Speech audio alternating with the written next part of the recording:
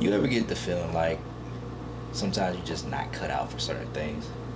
Like, it don't matter how much experience or how many credentials you got, you just still end up feeling like an imposter.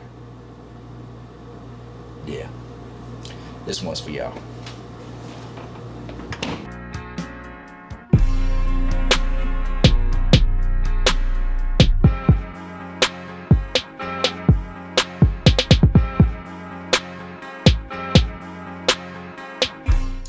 What's going on YouTube? Denzel Martin here again, back with another video. And this one just happens so to be on a topic that I know pretty well. The imposter syndrome.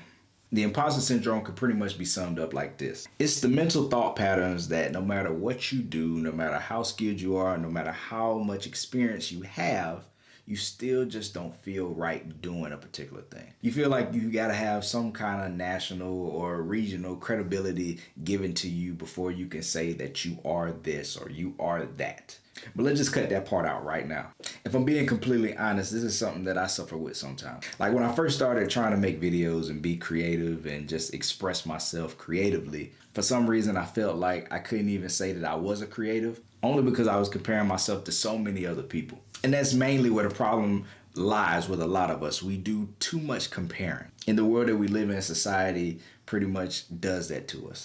You think if you don't have this many likes, if you don't have this many comments, you don't have these many followers, you're not worthy or you're not credible or you're not a leader. But all of that is false. It's a false narrative. And mainly what it really boils down to is just fear. F-E-A-R. False evidence appearing real. So let me speak to it from another angle. So it's like this. It's three things that's gonna cost you when it comes down to just you being who you are. Or should I say the title that you are trying to attain. Or maybe you already have the title and you're just afraid to operate because of this whole imposter syndrome thing. So the three things are skill, knowledge, experience. In order to get the skill, it's going to cost you. In order to get the knowledge, it's going to cost you. In order to have experience, it is going to cost you. But having those things make you credible enough. You are good enough to do what you are called to do. Stop thinking that you are an imposter. I'm telling y'all, you are the real deal. Let's get back to the rest of the class. Some of us may feel like we won't be successful if we try this thing. Like we look at other people, like think of YouTubing, right? You look at other YouTubers and you see the success that they got. And you feel like when you come with your unique style that you are an imposter, that you're not good enough and that you're not like them or you won't have as much success as them. But this is the thing you got to realize about success.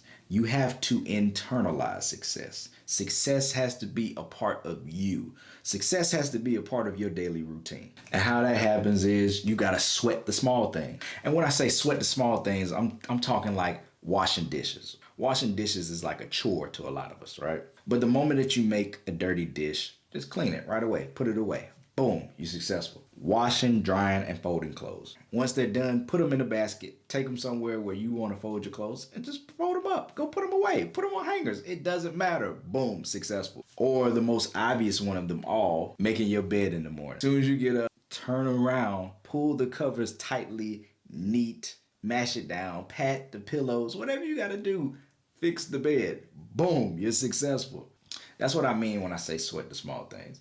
It may seem mundane. It may seem like overkill. It may seem like that's something stupid. But if you look at it that way, then you'll never be successful. How do you want to be successful in the big things when you're not even successful at the small things? I need y'all to realize that small victories count too.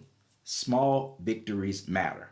In order to be successful, you got to set the tone for success. You have to invite success into your life. Like me, I keep a notepad around everywhere. I got to write down the small tasks. I got to write down everything because if I don't, I'm gonna end up forgetting it. It happens more often and more times than you think. In my cell phone, I keep notes in my cell phone. Like everybody does that. Like if you don't write down what you got to do throughout the day, you're going to forget it. And another thing is we got to cut out being perfectionists. I'm really speaking to myself when I say that one. It's okay to have a standard, right? It's okay to have your own way of doing things at a high level. But when you get to the point where you're so perfect, everything has to be perfectly aligned and this and that, you're critiquing it so hard that you never even put it out, then what are you doing it for? And I met people like that, people who would never put out their work because they feel like it's just not good enough.